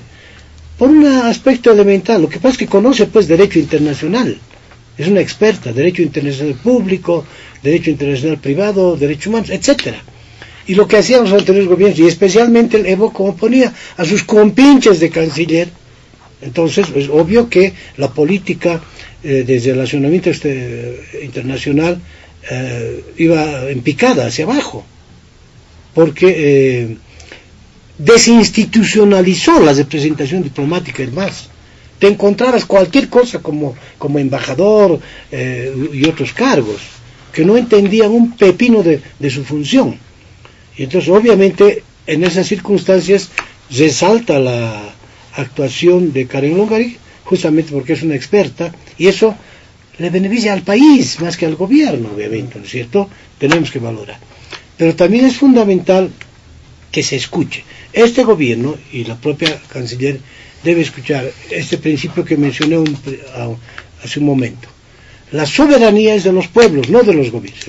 El gobierno puede equivocarse o acertar, pero en la mayoría de los casos más piensan en ellos que en sus pueblos. Un rompimiento de relaciones con Cuba le afecta al pueblo cubano. Entonces yo pido que este gobierno piense más en los pueblos que en los gobiernos. Saludo la reposición de las relaciones con Estados Unidos, el caso de Israel, en fin, imagínense, el tema de Israel le ha afectado especialmente a una región que es Rurrenabaque y el norte de La Paz, ¿no es verdad? ¿Cuánta gente dejó de ir porque implicó este rompimiento el cortar las visas? ¿Qué interés tienen los extranjeros de llegar a Bolivia si le ponen trabas? Prefirieron irse al Cusco, ¿no es cierto? Entonces, los gobiernos tienen que aprender a actuar más allá de su ideología en función del interés nacional. Y obviamente yo pido una reflexión profunda en este caso en relación a los contactos y la forma de relacionamiento con los gobiernos. Y cualquier rompimiento de relaciones puede tener más efectos negativos que positivos para el país y también para los pueblos de los otros países. En consecuencia, además es importante que antes que se asuma una decisión, esto es parte de lo que está en el artículo 11 de la Constitución, la democracia directa y participativa. Es importante consultar, auscultar la opinión ciudadana en muchos casos. El MAS nunca lo hizo. Siempre tomaba sus decisiones de acuerdo a lo que políticamente a ellos le convenía, no al país. Y es esencial que en este gobierno transitorio, pero igual que lo valoramos, ya hemos dicho anticipadamente valorar, porque nos representa, es el resumen de toda esa lucha que se ha dado. Es fundamental también para cualquier decisión de esta naturaleza. No digo que a cada rato se llame a un referéndum, pero pueden generar mecanismos de consulta ciudadana para que el pueblo, para saber más o menos qué piensa la sociedad civil y a partir de eso asumir una decisión. Doctor Albarracín, antes de pasar al siguiente punto, ¿cómo ve las relaciones con Argentina, ¿no? De alguna forma, la canciller Karen Longarí decía también hace unos días que Argentina estaría ideologizando las relaciones diplomáticas. Esto por la cercanía además con este país hermano, pero además por una relación últimamente con un cruce de palabras, vamos a decir, entre autoridades, por el tema del caso del expresidente Evo Morales, que está ahí en calidad de asilado, refugiado. ¿Se irá a deteriorar estas relaciones, doctor Albarracín? Es que es importante expresarnos con propiedad. Si nos referimos a Argentina sin abstracto, estamos involucrando a toda una sociedad argentina. El pensamiento del actual gobierno argentino, del señor Fernández, no refleja el conjunto del pensamiento del pueblo argentino. Más bien, cuando actúan de esta manera los gobernantes, están actuando antidemocráticamente. Yo le aseguro que la mayoría del pueblo argentino tiene una relación de hermandad con el pueblo boliviano, lo ha demostrado históricamente en muchas circunstancias. Y los que se encargan de dividir a los pueblos, qué paradoja, ¿no? Son los gobiernos. Mientras los pueblos siguen unidos, y especialmente los pueblos latinoamericanos, los gobernantes se encargan de dividirnos. Entonces, no es bueno. Parece un tema de detalle, pero cuando se expresa una autoridad, en este caso una autoridad boliviana, que si está queriendo condenar una conducta o una inconducta, es preciso señalar al gobierno o la autoridad específica, pero no tiene por qué involucrar a toda una sociedad. Y en ese contexto, obviamente que este gobierno, no solo el gobierno argentino, el gobierno mexicano, han actuado de la manera más insensata posible, solo en función de su afinidad ideológica.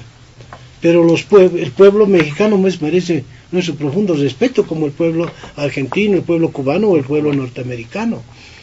Entonces no tenemos la culpa, y ahí cae la discusión que habían señalado hace un momento acá nuestros distinguidos panelistas. Sí, la ética es fundamental, porque por lo menos en mi opinión, si bien no podemos lograr que estén en la política ángeles, pero sí creo que los políticos deberían ser los mejores referentes éticos, no estéticos, ¿no es cierto?, de una sociedad. Es decir, a la política deberían ir los mejores elementos humanos. Entonces, porque si nos basamos en ese criterio pragmático, así siempre ha sido, en fin, claro, entonces que vaya nomás un luntrata pues de ministro. Mira lo que ha pasado con el MAS, ¿no? Que hasta por otro tipo de motivaciones ubican en cargos determinados, no por referentes éticos. Miren lo que dije hace un momento, si pusiéramos a los abogados más honestos como jueces, como fiscales, seguramente la justicia mejoraría en gran manera. Pero si los pones a los más funcionales para que no te contradigan, incluso te sirvan para tus actos de represión política, en consecuencia, la ética no es un tema de discurso, creo que es un elemento imprescindible que debería estar en la forma de ser, en la forma de vida de las personas. Reitero, no estoy diciendo con esto que vayan santos, no hay, ni el que habla se considera, pero pienso que es un factor imprescindible en la conducta de quienes ejercen cargos públicos y de quienes hacen política. Muy bien, y en función de un elemento al que hacía referencia el doctor Waldo Albarracín, y él decía, miren lo que ha pasado con el MAS. Y precisamente vamos a abordar el último punto de diálogo en Panamericana, que tiene que ver con lo que está sucediendo en el MAS. Esto desde una mirada externa, fuera del MAS. Nuestros tres invitados no forman parte del movimiento al socialismo, y desde ese enfoque, desde esa mirada, hacer referencia a lo que estará ocurriendo en el movimiento al socialismo. es evidente, ha sido público el hecho de que se han presentado algunas diferencias de criterio, incluso se manifestaron tendencias internas en el movimiento al socialismo que se han reflejado en esa disputa por consolidar al binomio del movimiento al socialismo, y fue Evo Morales desde Argentina quien había establecido que Luis Arce Catacora y David Choquehuanca serían los miembros de este binomio, y esto ha sido ratificado recientemente en la ciudad del Alto por una decisión del Pacto de Unidad. Muchos pensaban que se iba a dar la vuelta el binomio porque sectores campesinos de La Paz, las Bartolinas, decían: no, David Choquehuanca tiene que ser el candidato a la presidencia, y si quieren, Luis Arce puede ser el candidato vicepresidencial. Hubo este tipo de elementos, pero al final, ¿en qué irá a derivar? Más aún tomando en cuenta que hay una extensión de funciones, por ejemplo, a nivel de la Asamblea Legislativa Plurinacional, el MAS cuenta con los 2/3, aunque al parecer eso ya no va a ser tan efectivo, precisamente por esta diferencia de criterios existente al interior del movimiento al socialismo. Vamos a iniciar con las primeras consultas sobre este tema con el representante, el vocero de Sol.bo, don José Luis Bedregal. Ojo, si quieren hacer referencia también al punto anterior, de manera muy breve lo pueden hacer, pero centrarnos de manera exclusiva ahora sí a este último punto de diálogo en Panamericana. Don José Luis Bedregal. Gracias, José Luis. Me escribo, por supuesto, plenamente a este llamado que hace Waldo respecto a la incorporación más protagónica de la ética en la función pública y, por supuesto, en el accionar político. Si queremos cambiar el país, siempre lo hemos dicho desde hace muchísimo tiempo, desde que nos hemos incorporado a la política nacional, que Bolivia lo que necesita es un cambio de cultura política. No podemos seguir en esta línea que ya la hemos descrito, creo, aquí sobreabundantemente en esta mesa, porque no vamos a llegar a ningún lado si mantenemos esta forma de hacer política en nuestro país. Y cuando yo decía que la política las han hecho los políticos en los distintos partidos y en las distintas épocas, pues es una verdad, y lo decía en referencia a que los ministros son políticos, pero jamás voy a decir ni diría que antes se robaba, ahora se tiene que robar, o antes se usaba los bienes públicos, ahora se puede usar. No, pues obviamente que no, nosotros no lo decimos, eso lo dijo Chichi, pero yo lo aclaro aquí. Los ministros son políticos, nadie lo puede negar, y por lo tanto hacen política, los políticos hacen políticos, eso es obvio, pues que siempre ha sido así. Segundo, para asumir argumentos del MAS, no hace falta haber sido aliado del MAS, yo nunca he sido aliado del MAS, pero bueno, pues escuchamos en la gente distintas líneas políticas, cuando les conviene asumen un discurso, cuando no les conviene seguramente asumen otro, pero bueno, son elementos marginales. En el tema internacional simplemente quisiera subrayar que estamos frente a una arremetida muy fuerte, la arremetida del Grupo del ALBA con todo lo que significa estos actores del Foro de Sao Paulo, el Grupo de Puebla, que son una estructura internacional poderosa, además marcada por una capacidad innegable de los equipos propagandísticos, sobre todo cubano, venezolano, mexicano, argentino, en fin, de estas organizaciones políticas, que no es una cosa menor. Hoy tenemos que decir con claridad de que a nivel internacional, por supuesto que hay una arremetida propagandística muy dura de este grupo en contra de la democracia boliviana, en contra del gobierno de nuestro país, que tiene que ser respondido con la misma fortaleza, la misma fuerza, para poder contrarrestar este escenario adverso en lo internacional. Y ahí sin duda creo que coincidimos todos que la capacidad de nuestra canciller va a poder llevar adelante, lo está haciendo así, una política de respuesta internacional muy importante. Pero a ello tenemos que sin duda fijar determinadas prioridades, trabajar políticamente en esto que bien señalaba Waldo. La política internacional no solamente tiene que manejarse de Estado a Estado, sino también con la sociedad civil, y en este caso, en el caso argentino, tenemos que poner un énfasis y una priorización muy importante, porque además de ser uno de nuestros principales socios comerciales estratégicos, es nuestro segundo socio más importante en la región. Por lo tanto, no podemos únicamente fijarnos en la tensión que existe de Estado a Estado, porque las relaciones comerciales son otras que podrían ayudarnos a superar esta contradicción de carácter ideológico que existe entre ambos gobiernos. Tenemos también que trabajar con el Brasil, que es una potencia sin duda desequilibrante en la región y que es nuestro primer socio comercial para nosotros los bolivianos. En fin, tiene que haber una priorización, y esto tendrá que ser continuado por el trabajo que debemos hacer con los otros países, con México, con Cuba, con quienes tenemos una relación histórica, pero que en el tema comercial, que es lo que nos interesa como pueblo, es una relación prácticamente inexistente. Pero hay que trabajar en todos los frentes, pero creo que todo esto va a ser una tarea esencialmente del próximo gobierno que esté a cargo de estos temas durante los 5 años. No dejamos de valorar lo que muy bien viene haciendo la canciller Longarín. Bueno, creo que en el tema del movimiento al socialismo tenemos también fricciones y tensiones, y el riesgo que afrontamos como democracia, yo sí lo circunscribo en el retorno del sector duro, el sector antidemocrático del movimiento al socialismo, que va a ser encarnado por el exministro Arce. Ese es el riesgo verdadero, el único riesgo que realmente tenemos, porque lo demás es parte de la panfletería política, de la parafernalia política, que si los foros internacionales, que si qué dirá la opinión internacional, que la democracia está en riesgo. No, son elementos que hacen al escenario electoral, que usamos para tratar de acomodarnos mejor en el escenario electoral, o tratar de empujar un poquito al adversario.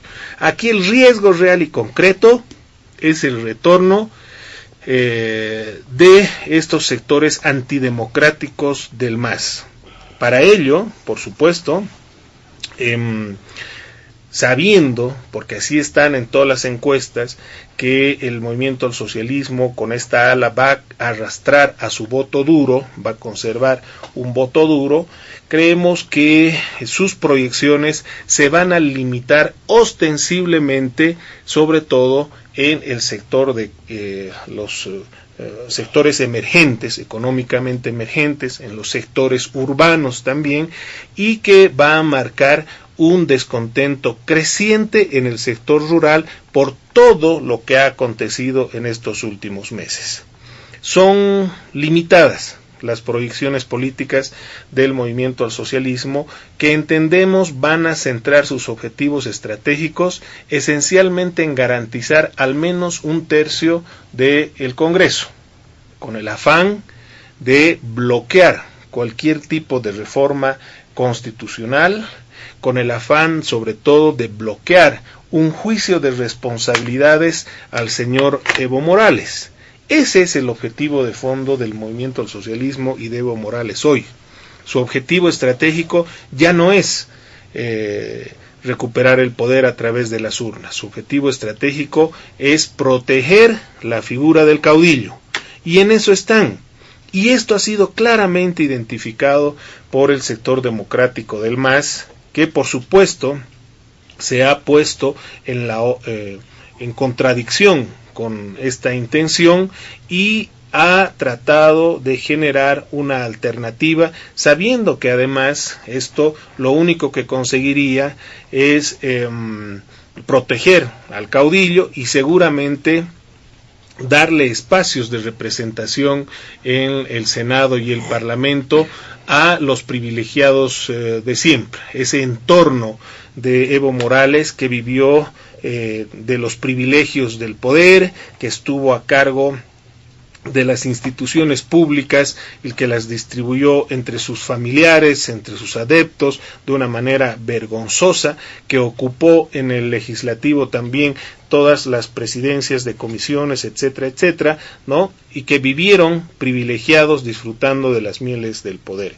El sector más democrático del MAS, creo que está en una pulseta histórica, que va a marcar si el movimiento al socialismo termina nomás clivado por la imagen del caudillo y por las decisiones a dedo del caudillo, o logran aperturar una línea democrática que permita a su vez la renovación de los actores políticos al interior del partido de gobierno. Creo que en esta limitada posibilidad de proyección del partido que estuvo en el gobierno, se abren, ¿no?, un escenario para que en el marco de elecciones democráticas, limpias y transparentes, a partir del 2020 tengamos un gobierno que va a representar la alternabilidad saludable para la democracia en nuestro país.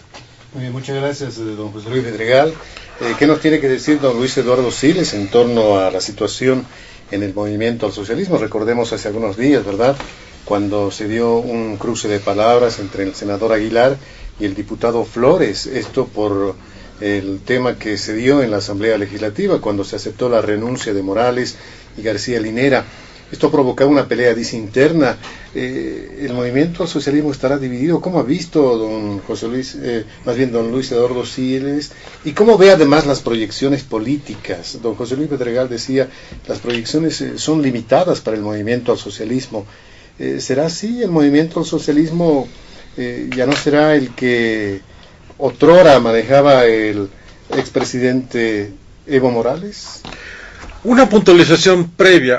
A lo que me refería cuando decía los ministros hacen política o no hacen política, me refería a lo siguiente. En un país, digamos, con recursos limitados como el nuestro, si alguien es el ministro de Educación, tiene que dedicarse a hacer políticas públicas sobre educación.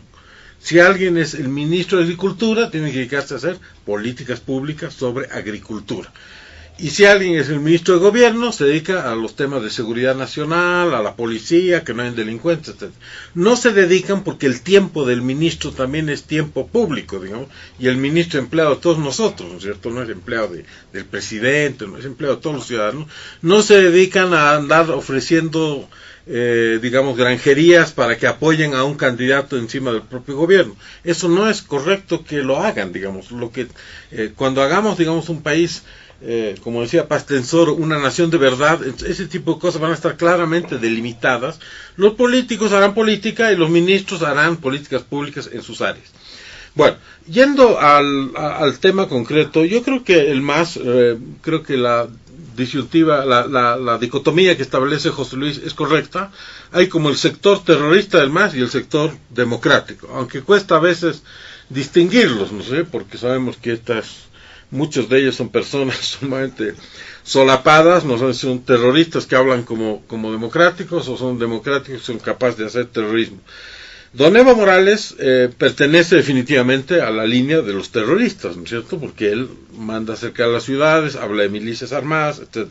Entonces, esa gente que tiene esa lógica antidemocrática, que quiere ir por el lado de la violencia, no tiene lugar en un sistema democrático. Esa gente tiene solo lugar en la cárcel, ¿no es cierto? Los que amenazan con violencia, gritan frívolamente guerra civil, pues lo van a tratar como objetivo de guerra, ¿no es cierto? Porque si yo grito guerra civil en cualquier parte, así me van a tratar, porque estoy declarando la guerra, y la guerra es algo muy grave y muy terrible. Entonces, ese sector yo creo que no tiene ninguna posibilidad y no debería tener ningún espacio de desarrollo, y solo le debería caer el peso de la ley. Ahora, el otro sector, representado quizás, digo prudentemente o con algún grado de desconfianza que admito, por la señora Copa, por ejemplo, una mujer de origen aymara, joven, que ha estado en esta situación tan difícil desde el punto de vista de ellos en el Parlamento. Ojalá que sea un sector, digamos, que pueda trabajar políticamente y democráticamente y hacer lo que tiene que hacer dentro del juego político. Ahora, la distinción entre ambos, insisto, es poco clara, porque vemos de que al final la voluntad de Evo Morales es la que se impone, o sea, él sigue siendo el jefe, ¿no es cierto? Si no, no hubiese impuesto la candidatura de Arce y Choquehuanca, y hubo algunas críticas, algunos en desacuerdo, pero al final se hizo lo que a él le pareció. Y el último tema en relación al MAS, que me parece central y que también atinge a toda la sociedad boliviana, es la relación que el MAS y nosotros vamos a tener con la coca. Es decir, durante todos estos años se miró la producción de coca, sobre todo el Chapare. Todos hicimos de la vista gorda, si se quiere, como sociedad, sabiendo que toda esa producción va a la producción de cocaína, sabiendo que eso va a envenenar las vidas de miles de personas en todas partes del mundo, sabiendo que eso distorsiona la economía porque genera una economía, clandestina, ilegal, etcétera.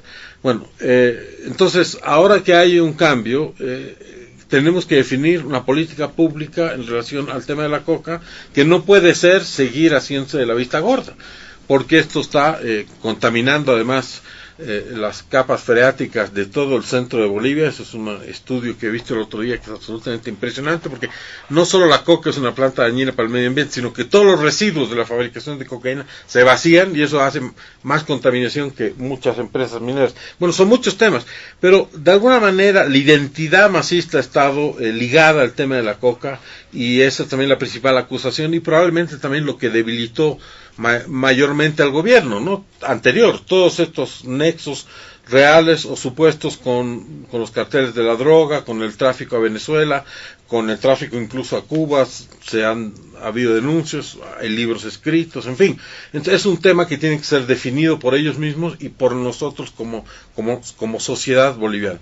En todo caso, no soy partidario de hacer con ellos lo que ellos hicieron con nosotros. No soy partidario de generalizar y decir todos los masistas son deshonestos, todos los masistas son personas con las cuales no hay que hablar, habría que borrar su sigla. No, si es que existe la voluntad de participar en democracia y construir este país, yo creo que hay un espacio para todos ellos y muchos otros que estén en esa línea, digamos, democrática, pacífica, de tolerancia y de superar las diferencias en una forma pacífica. Y sus proyecciones políticas, don Luis Eduardo Siles, a la cabeza de don Luis Arce y don David Choquehuanca.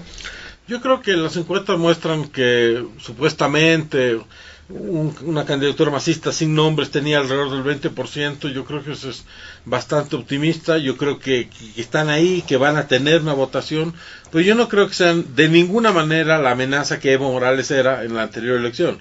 Es decir, yo creo que van a ser una expresión muy reducida, muy comprimida, pero una expresión igual, no creo que van a sacar ningún voto, digamos. Yo creo que van a tener una bancada pequeña, etcétera, pero obviamente después de la caída, desde el punto de vista de ellos que padecieron, va a ser bien difícil recuperarse, sobre todo porque la retórica que ellos manejan, por ejemplo, echarle la culpa a supuestos criterios de racismo, mentir descaradamente, etcétera, es una retórica que ya no pega.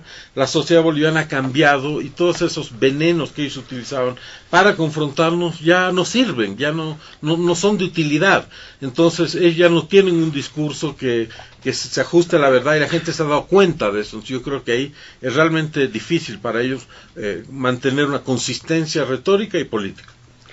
Muy bien, vamos a pasar ahora al doctor Waldo Albarracín el micrófono, y le solicitamos también pueda dar cuenta de su criterio en torno a la situación en el MAS y sus proyecciones políticas en el país. Quizá con una sola pregunta: ¿el MAS vuelve a ser gobierno en la gestión 2025 o no? Le respondo sobre la marcha. No tiene muchas posibilidades, pero eso no significa que que deje de ser un protagonista político, por varias razones. Ellos han enarbolado este principio de la implementación de la revolución democrático-cultural.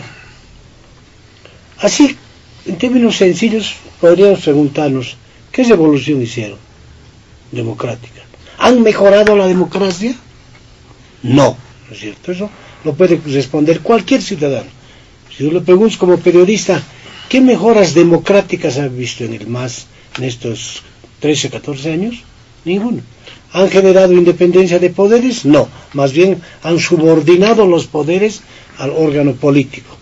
¿Han transparentado la administración pública de del Estado o la administración de la cosa pública, no, más bien han incrementado la corrupción, pero a niveles alarmantes, teniendo dinero, porque a diferencia de otros regímenes, ya dijimos, nunca el país había vivido un fenómeno macroeconómico tan importante en la historia de Bolivia. Algo, pero más reducido, vivió en la dictadura de Banzer, donde mejoraron los precios del petróleo en el mercado internacional, pero acá por eso hablé yo de más de 50.000 millones de dólares que tenían la oportunidad para cambiar realmente Bolivia y generar otras alternativas de desarrollo económico. No lo hicieron, pero sí hubieron mucha gente vinculada al MAS que aseguró su patrimonio a su quinta generación, ¿no es verdad? Entonces el pueblo tiene mucho que reclamarles, y en el aspecto de los derechos humanos, yo he dicho desde un principio en varias oportunidades, este régimen, aunque lleva banderas o discursos izquierdistas, en fin, pero en mi opinión ha sido un gobierno fascista, pero hasta el tuétano, ¿no es cierto?, autoritario, donde extinguió las libertades democráticas, pero no solo en la administración del Estado, sino internamente, como partido político. Aquella persona que osaba dar una opinión alternativa o contraria a Evo Morales, fuera. ¿Cuántas veces a mi oficina han llegado diputados del MAS, congresales, senadores, a quejarse?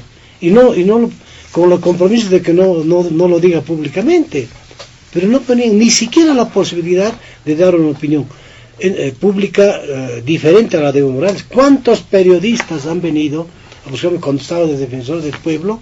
Porque no tenían la posibilidad de acudir a una conferencia de prensa, ¿no es cierto?, y preguntarle. Él ha generado un sistema donde los periodistas estaban obligados a no preguntarle o a preguntar lo que ellos quieren. Y finalmente sus colaboradores entraban a su oficina, desde ministros u otros, a decirle no lo que él debe escuchar, sino lo que quiere escuchar. A Evo Morales no le gusta que le adulen, le encanta, ¿no es verdad? Convertir un canal, hablaron hasta hace rato del canal 7, en su canal privado que hasta transmita sus partidos de fútbol, y obligar a ir a los conscriptos, incluso para que aplaudan cuando mete gol, y si no le aplauden viene una sanción. Ya, es el extremo. Yo siempre he dicho que el señor Evo Morales es la versión de Idi Amin Dada, es la versión andina de Idi Amin Dada. Y ustedes saben quién era Idi Amin, ¿no es cierto?, uno de los dictadores más feroces del continente africano.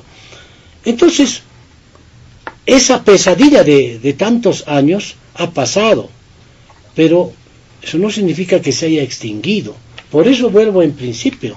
Cuando dije, ya hemos entrado en una contienda electoral, todos tienen pues derecho a aspirar a ser candidatos, pero deberían también leer de manera más profunda la realidad y no pretender entregarle en bandeja a esa dictadura, porque si bien Evo Morales no va a ser candidato, pero tiene buenas posibilidades, por lo menos, de una presencia parlamentaria, y con esa presencia significativa parlamentaria, más otros factores, está en condiciones de serrucharle el piso todos los días al gobierno, ¿no es cierto?, hasta lograr que fracase. Y el siguiente gobierno que fracase no solo le va a afectar a él, sino nos afecta a todos. Por eso habíamos insistido en la configuración de un frente amplio. Pero bueno, así están dadas las cosas. En ese contexto, evidentemente tampoco podemos nosotros desmerecer algunos aspectos importantes que ha generado como fenómeno social político el MAS.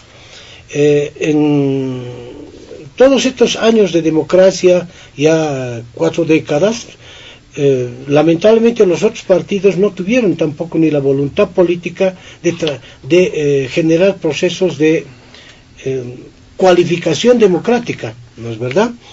Las minorías sociales siguieron siendo mayorías políticas en el Parlamento, y las mayorías sociales fueron siempre en las instancias de poder minorías, y la esperanza era que con el MAS eso pudiera cambiar, si bien algo ha cambiado porque encontramos no solo en el Parlamento, sino en los consejos municipales, en las asambleas departamentales, personas de origen indígena, y eso es muy positivo, pero no solo se trata de presencia étnica, sino también de que no vengan en condiciones de levantamanos, porque si algo hizo el señor Evo Morales es que su imposición era tan dictatorial que la levantada de mano no solo afectó a la Asamblea Legislativa, sino a las asambleas departamentales y a los municipios.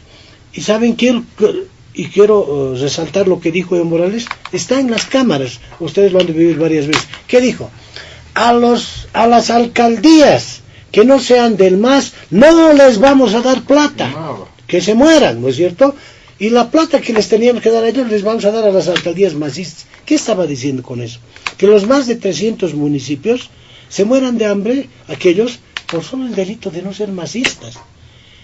¿A eso le puedes llamar revolución democrático-cultural? No. ¿A eso le puedes llamar proceso de cambio? No. Por eso se los dice una persona que se considera de izquierda. Yo soy el primero en desenmascarar que el MAS nunca fue de izquierda. Fue más fascista. No fueron más fascistas porque no tuvieron tiempo. No fueron más corruptos porque no tuvieron tiempo, ¿no es cierto? Entonces, hacia adelante, pero que queda, acá se ha mencionado de manera acertada y muy sensata, se han reivindicado algunos aspectos positivos del MAS. Reitero, esta presencia, ascensión de sectores sociales siempre ignorados. Y hay valores, como se ha mencionado a doña Eva Cope y otros, que creo que forman más bien la parte sensata del MAS, ¿no es cierto? Y no podemos desconocer eso. Yo confío en que estos compatriotas que forman parte del sector, podríamos decir, contestatario a la dictadura interna de Evo Morales, tienen todo el derecho de seguir luchando, porque creo que ellos sí lucharon por principios. Yo creo que esa gente del MAS valiosa ha creído en el proceso de cambio. Otra cosa es que también han sido víctimas de la dictadura interna masista. En ese contexto es fundamental, reitero, valorar estos sectores. El solo hecho de que hayan generado un consenso con el gobierno para permitir incluso las elecciones que se van a dar en el mes de mayo, se ha producido porque también hubo gente sensata en el MAS que supieron reivindicar principios, porque no todo es negativo. Y por ello creo que hacia adelante todo lo que nos ha pasado debe ser visto como un aprendizaje. Y lo peor que nos puede pasar como bolivianos es no aprender, no solo de los errores, sino de todas las circunstancias negativas que se nos han presentado. Y en esa lógica, cuál fundamental es reivindicar un conjunto de aspiraciones que tiene el pueblo, más allá de sus preferencias electorales. Ese pueblo necesita que sus políticos, masistas, no masistas u otros, no, aprendan a leer, aprendan a concientizarse de las verdaderas aspiraciones de desarrollo de un país. ¿Cuáles son? Con esto termino. Este país quiere paz social, este país quiere democracia, este país, me refiero al pueblo, quiere respeto absoluto a los derechos humanos, quiere equidad de género, quiere que se extinga todo mecanismo de discriminación, ya sea política, ideológica o racial, ¿no es cierto? Quiere un país con justicia social. Parecen estos, y obviamente estabilidad económica. No va a ser fácil, pero si todos apuntamos a una misma dirección, independientemente de quienes resulten elegidos por el pueblo en las próximas elecciones, hagamos un esfuerzo para dar lugar a ese nuevo país. Realmente ahí podría hablarse ya con resultados a mediano plazo de una verdadera revolución democrática y cultural. Muy bien, de esta manera, amigos de todo el país, llegamos a la finalización de Diálogo en Panamericana de este fin de semana. Óscar, una evaluación importante la que tenemos en esta jornada. Así es, José Luis, y como siempre queremos agradecer a nuestros invitados especiales este fin de semana en el programa y la sintonía de todo el país a través de la radio. Agradecemos la presencia del vocero de Sol.do, José Luis Bedregal, a don Luis Eduardo Siles como jefe del Movimiento Nacionalista Revolucionario y al doctor Waldo Albarracín como ex rector de la Universidad Mayor de San Andrés. A nombre de mi compañero de trabajo Óscar Cruz y quien les habla, José Luis Flores, el compromiso de que el programa retorna el próximo fin de semana. Permiso.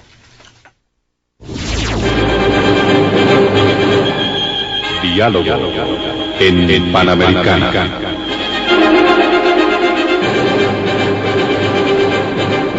La radio agradece por la atención prestada al programa de hoy. Les invitamos a la próxima entrega del Departamento Periodístico de Panamericana, cuando anunciemos.